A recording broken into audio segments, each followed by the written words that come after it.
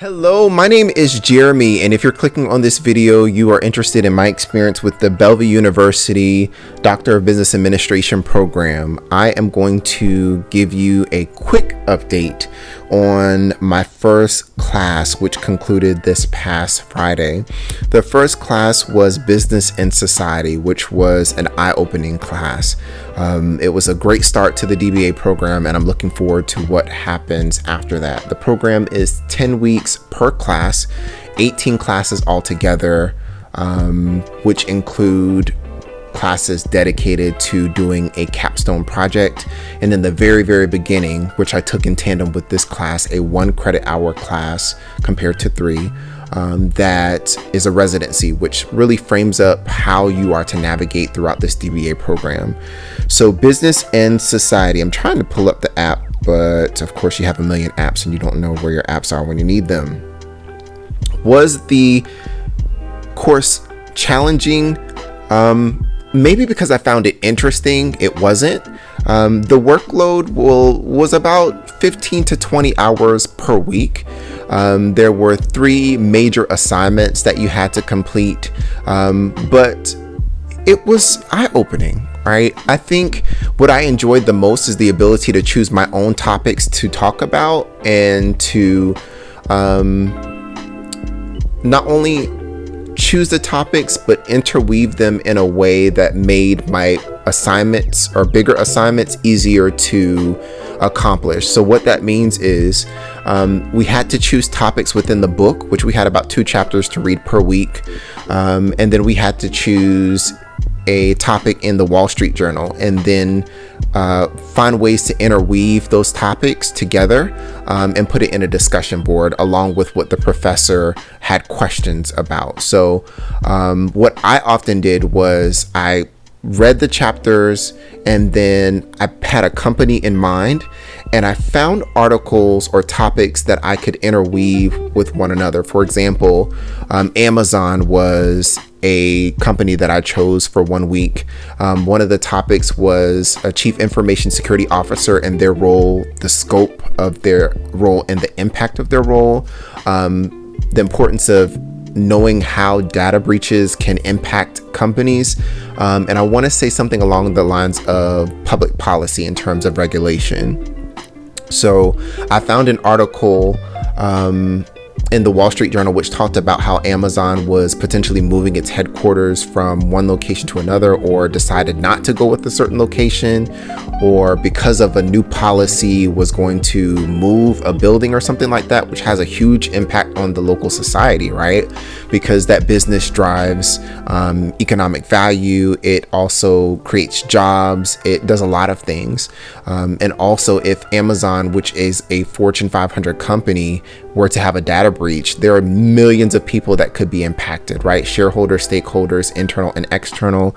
And the role of the chief information officer, chief technology officer, whatever the title may be relevant to that scope of responsibility, has really widened, especially given that there's so much technology that we use and we rely on a day-by-day basis.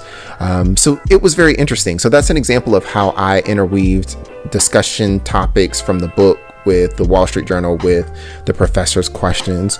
I now look at the decisions that are made at the strategic level in a way that I peeked at before, but I'm now immersed in. For example, sustainable development.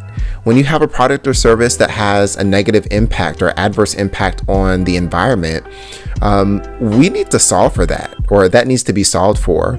For example, keeping consistent with Amazon, when they deliver some products, they have recyclable envelopes, which if you look at the life cycle of their experience or their service, which is to ship things, having recyclable envelopes helps our environment, right? Net zero carbon emissions, I believe. You know, these different topics you don't really talk about as an individual contributor that's not at the strategic level, but it's really important. Your role maybe at the operational level or the tactical level in comparison to the very strategic level of the company, you may not have that line of sight all the time. But these people who are responsible for billions and billions of dollars, given their scope of responsibility as the chief executive officer, chief human resource officer, whatever chief officer, it's wide and it's impactful. So I'm glad to start thinking of these things, because as I move throughout my career, I know from the perspective of this class, business and society, to think not only scale, but think impact. When we put this product or service out, when we implement this employee program, when we decide to remove a product or service, what is the ripple impact that happens to society? And also recognizing that society has levers that it can use in order to mold and shape the business externally. Business environments are often dynamic, or the business environment is dynamic, and thus society has levers that they can use. For example, voting power, right? They can become shareholders by buying shares of the company and voting. They can work with the government and its representatives to enforce some type of public policy. Another example of that might be the FCC, right? The FCC is a body that sets the standards for how communications happens. And without that governing body, companies could do not so good things, right? But hopefully they're good citizens of society, and aim to stay long-term and not just focus on profit in the short term. So the class is very interesting. I'm looking forward to the next class, which I'm going to look that up in a second. But I would totally recommend this program so far. Like I said, the workload is about 15 to 20 hours per week, which, I mean, it could be a little bit more. But yeah, well, I can't seem to find where I put it at, so I'm gonna have to look it up. So I hope what you take away from this video, if you're interested in the DBA program, so far so good. One class in and done, 17 more to go. It's a 3-year program, 10 weeks per class, 2-week breaks in between. The next class is leadership in global organizations, which should be interesting.